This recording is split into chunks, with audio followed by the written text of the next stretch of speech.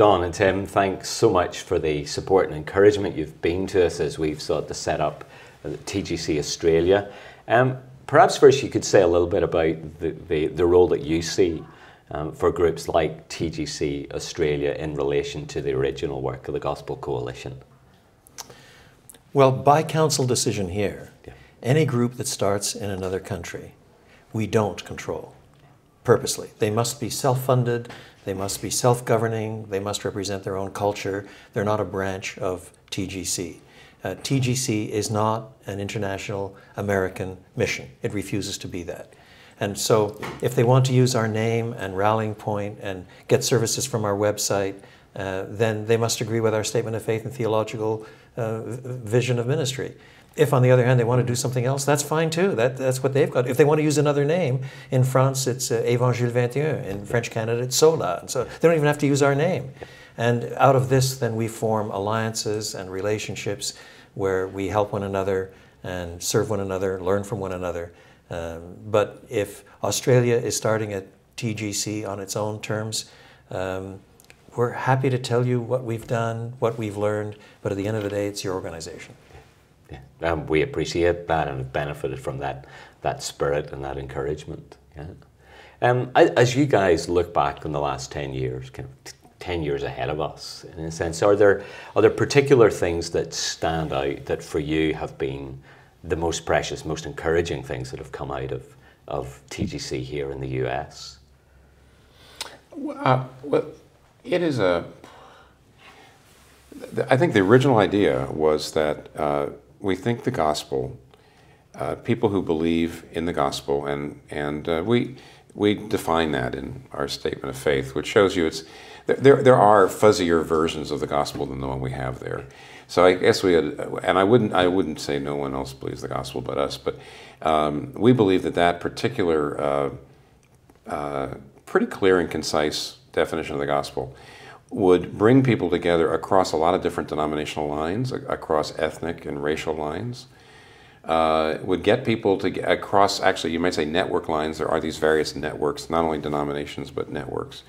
And we thought that if you could get people resourcing each other, heard that already, befriending each other, encouraging each other, and also, in a sense, planting a flag and saying to a lot of younger would-be Christians and leaders, where am I going to go and where am I going to put my my time, and where would I like to invest myself as a leader?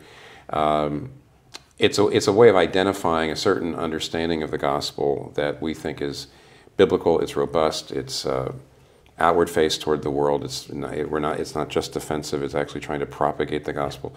So we thought it brings people together who otherwise wouldn't be together, and attracts younger leaders that otherwise wouldn't be able to perhaps see that particular way of doing gospel ministry. And if any other country can use that basic model to do the same thing, it's great. It's happened here. It's really worked. It has really worked. Yeah, and I think one of the most precious things most of us would say on the council is the kind of, I don't want to sound sentimental or tawdry, but the links of love and intimacy and trust that work out in civility, even when we're arguing, that work out in wanting the glory of Christ more than we're wanting our own individual denominational brands, wanting to build one another up in the most holy faith, and so on. To my mind, that's been just about the sweetest thing of the whole thing. I mean, I've heard Tim say, for example, that his favorite thing to go to in the year is not the national conference, it's the council. Because that's when there's this intimacy and sharing and prayer together and testing all things by Scripture in an intimacy that most men who are leading gospel ministries don't get any other way. Yeah, and also, actually, to have friends that you know are different than you in a number of important areas, but not the most crucial areas, is really, really helpful. You get to, the Gospel Coalition, you actually do get to be pretty good friends with people who are that different, that ordinarily, if you were just stuck in your networks or your denominations, you just wouldn't be together. And it broadens you. Even if it doesn't change your mind, you do see the other side.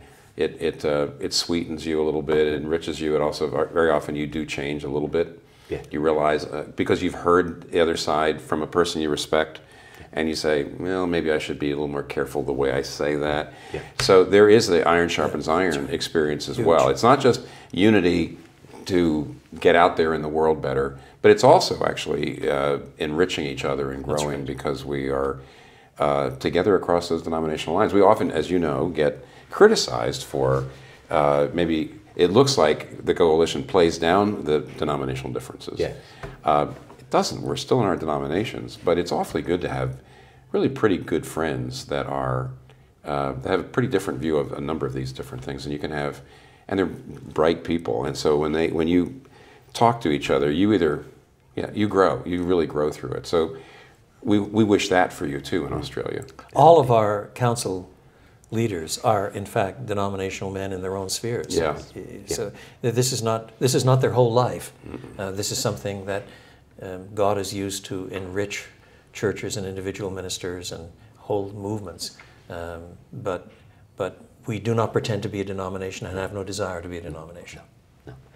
Is there just a piece of advice that you'd like to pass on to us as we kind of follow after you in one sense and seek to build an authentically Australian expression of gospel unity? Well, you've been to Australia a few more times than me. Go slowly enough that you build consensus in your council. Don't go so fast that you're leaving your natural leaders and visionaries and preachers behind, peeling off in this direction or that because they haven't been convinced. You've got to build a consensus. If you can't build a consensus, you don't have a gospel coalition.